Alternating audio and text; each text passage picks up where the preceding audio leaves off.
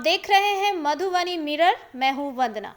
आज हम आपको दिखा रहे हैं दिल्ली के बुरारी मैदान से, जहां पंजाब से आए हुए किसान पिछले 12 दिनों से कृषि बिल के खिलाफ धरने पर बैठे हैं। आइए हम आपको दिखाते हैं हमारे संवाददाता ने जब वहां किसानों से बात किया तो उन्होंने क्या सब कहा।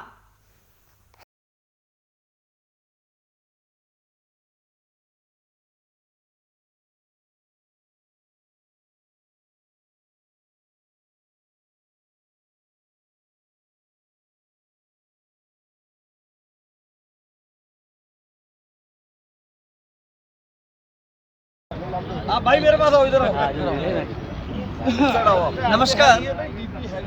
ये एक बड़ी कवरेज आप देख रहे हैं NI 24 न्यूज़ की। दिल्ली के उन सभी क्षेत्रों से लगातार हम आपको दिखा रहे हैं किसान किस प्रकार से पिछले 12-15 दिनों से धरना पर बैठे हुए हैं। उनकी मांगे, जी हाँ, ये किसान बिल जो सरकार के द्वारा पास किया गया, वो 3 काला कानून जो किसान बता रहे हैं उन्हें वापस करने की मांग हो रही है। और इसके लिए सरकार से ये मांग किसान धरने पर बैठकर पिछले 15 दिनों से बैठे हुए हैं। हम आपको ग्राउंड से दिखा रहे हैं, ये बुरारी मैदान है जहां हमारे किसान पिछले 12 दिनों से भूखे प्यासे बैठे हुए हैं। और आज 8 तारीख जो पहले से ही घोषित था कि आज भारत बंद किया जाएगा। जब आप जवान की बात करते हैं, जब आप किसान की बात करते हैं, जब आप सेना की बात करते हैं, और जब वही किसान, जिस किसान के नाम पर आप गांव से चलकर, अपने विधानसभा से चलकर उस कुर्सी तक पहुंचते हैं, अपनी सरकार खड़ा करते हैं, और जब वही किसान आपसे प्रश्न करता है तो आप कान में रुई डाल सो जाते हैं। ऐसा क्यों? ये हमारे सरकार का कौन सा रूप है कि इस देश के अन्नदाता, जिसके भरोसे ये देश चलता है, वो 12 दिनों से इस कड़ाके की ठंड में बैठी हुई है और सरकार के कान पर जू तक नहीं रेंगती। हम सब भाई हैं, हम सब किसान हैं। आइए, यहाँ हमारे साथ कुछ नौजवान साथी किसान जवान बैठे हैं। सबसे बड़ी ताजुब की बात है, इस सरकार ने सबसे ज्यादा जोर युवा, किसान, जवान पर दिया, और जब किसान प्रश्न पूछता है वो शांत बैठे हैं, मगरूर बैठे हैं। हम इनसे पूछते हैं और जानते हैं इनसे क्या कुछ रहा। सर, आपका नाम क्या हुआ? मेरा नाम गगनदीप सिंह है। आप लोग यहाँ कब से बैठे हुए हैं? हम 27 तारीख से बैठे हैं। 27 तारीख से। क्या अब तक सरकार का कोई प्रतिनिधि आपसे संपर्क करने का प्रयास किया? किसी ने कुछ नहीं करा अभी तक। किसी ने कुछ नहीं किया। आखिर वो कौन सी मांगे हैं जो सरकार को इतनी परेशान कर रही है? सरकार इस टाइम पागल हो चुकी है। सरकार को चाहिए कि जो उन्होंने काले कानून रद्द बनाए हैं, ये वापस ले लें। अगर ये वापस नहीं लेंगे, अभी तो हम बॉर्डरों पे बैठे हैं, कुछ भाई हमारे इधर बैठे हैं, कल को हम दिल्ली के अंदर एंट्री कर जाएंगे तो सरकार बहुत ज़्यादा डिस्टर्ब हो जाएगी और हमारा आम आदमी भी बहुत ज़्यादा डिस्टर्ब हो जाएगा। इससे सरकार को भी बहुत नुकसान होगा और हमारे आम भाइयों को भी बहुत नुकसान होगा। नहीं, लेकिन ये बैठने का मूल जो मांग है वो क्या है आखिर? मांग हमारी यही है कि जो से काले कानून इसने बनाए हैं वो रद्द करें।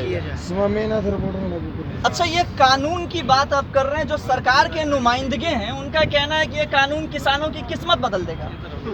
तो ऐसा क्या लग रहा है? इनके जो जितने भी नेता कह रहे हैं कि किस्मत बदल देगा, इन्होंने किस्मत बदलने का दावा हमसे नोटबंदी का भी बताया कि जी पाकिस्तान की हुकूमत टूट जाएगी, फलाना हो जाएगा, ये हो जाएगा। कुछ हुआ? जो पुलवामा में बम अटैक हुआ नोटबंदी के बाद हुआ। GST से जी आपका बहुत भला होगा। रातों रात इन्होंने GST लगा दी, रातों रात इन्होंने नोटबंदी कर दी। GST से क्या भला हुआ? अरुण जेटली क्या कहता था, यदि GST लगाने से कुछ नुकसान हो तो मुझे पकड़ लेना। अब कहाँ जाकर पकड़ेंगे उसको? अरुण जेटली ऊपर जा रहा है, जाके पकड़ेंगे। ऐसी है तोमर है। तोमर के बाप दादा ने कभी खेती करी पता नहीं मुझे, इसने तो मेरे ख्याल से कभी नहीं करी। इसको क्या पता है? मोदी का चमचा है। जो मोदी जी कह रहे हैं ये ठीक करो। मोदी जी जो अंबानी अडानी कह रहे हैं वो ठीक कह रहे हैं। उन्होंने तो बात करनी नहीं सीधे मुँह। ये जिस कॉन्ट्रैक्ट फार्मिंग की बात करते हैं वो पहले मैक्सिको कंपनी यूपी में ट्राई कर चुकी है। आलू की जो आप लेस चिप्स वगैरह खाते हैं, ये पहले कर चुके हैं। बाद में इन्होंने क्या करा, इस तरीके का कड़ा लेके आए और कहते जी जो आलू कड़े में से निकलेगा उसको हम बाय करेंगे, अदरवाइज हम बाय नहीं करेंगे। आप जाके ये कंफर्म कर सकते हो। यूपी के कुछ एरिया में, अमृतसर में भी ये ट्राई किया गया था पहले। ठीक है, ये कॉन्ट्रैक्ट फार्मिंग अमेरिका में पहले हो चुकी है, यहाँ पे भी फेल हो चुकी है। ये फिर किस बात का धक्काशाही कर रहे हैं? मोदी इस टाइम पागल हो चुका है, वो बिक चुका अगर ये है। किसानों का भला करना चाहते हैं तो स्वामीनाथन रिपोर्ट लागू करते हैं, क्यों नहीं कर रहे? और ये खेल खेल रही है कांग्रेस बीजेपी दोनों मिलकर खेल खेल रही है। ये पहले प्रोपेगेंडा कांग्रेस भी लाई थी 2012 में, जब सुषमा स्वराज जी, स्वर्गीय सुषमा स्वराज जी ने इसका विरोध करा था पार्लियामेंट में खड़े होकर। इसका वीडियो सबके पास सोशल मीडिया में बहुत वायरल हो रही है आजकल। पुरानी बातें याद करके, और वो मोदी जी को नाम पे दिखाई देगी मोदी जी देखो आप ही की पार्टी की लेट सुषमा स्वराज जी इसका 2012 में विरोध कर चुकी थी, सेम इसी कॉन्ट्रैक्ट का, क्योंकि कॉन्ट्रैक्ट फार्मिंग का पहला चैप्टर कांग्रेस लाई थी, उस टाइम इन्होंने विरोध करा, अब ये खुद लाए, या तो ये खुद पागल है, ये जनता को पागल समझते हैं। तो आप जो हमारे कृषि राज्य मंत्री हैं उन्होंने स्पष्ट कह दिया है कि कानून वापस नहीं होगा, इसमें कुछ बदलाव किए जा सकते हैं, और इसका कुछ तो इस पर आपको क्या लग रहा है? आप मतलब 12 दिनों से बैठे हैं, और कब तक बैठने की ऐसी? अगर 12 साल में बैठना पड़े हम बैठेंगे। कानून वापस होना चाहिए, बिल्कुल स्वामीनाथन रिपोर्ट लागू हो, टोटल कानून बंद हो। और एक मैं आपके मीडिया रही एक बात और बताना चाहता हूँ, इस कानून के बाद ये बिजली का कानून भी ला रहे हैं, हम उसकी मांग करेंगे कि हम बार-बार हम नहीं बैठेंगे, ये बिजली कानून को भी खत्म करेंगे। ठीक है जी। यहाँ जो दो बातें हैं जो मूल है, इनका आरोप है, मैं इनकी बात कह रहा हूँ कि सरकारें बिक चुकी है। ये नहीं है, ये मोदी नहीं है, मोदी इस टाइम बिक चुका है, मोदी ने बहुत पैसा ले लिया है, अब उसको टेंशन हो गई है, जो पैसा मैंने दिया है वो वापस कहाँ से दिया जाए। 90 साल मांग के खाए आरएसएस ने, 35 साल मांग के खाए मोदी जी ने। अब मोदी जी तो पैसे चाय आ रहे बनाते हैं, थे। तो वो क्यों करेंगे? मोदी तो तो नीरव मोदी और विजय माल्या को करोड़ों रुपया लटाकर जहाज पर अड़ा दिए। क्या ऐसा वजह रहा वो पंजाब, वो हरियाणा जो 14 में इस सरकार के खुल के समर्थन में आई थी? आखिर ऐसा क्या कारण रहा कि वो इस सरकार से इतने आक्रोशित हो गए कि इस कड़ाके की ठंड में अपने घर बार को छोड़ पंजाब हरियाणा से चलकर दिल्ली तक का सफ़र तय किया, और इस ज़मीन पर बैठ सरकार से इस काले कानून को वापस करने की मांग कर रहे हैं? ये कानून काला है या गोरा, ये यहाँ बैठे किसान कह रहे हैं।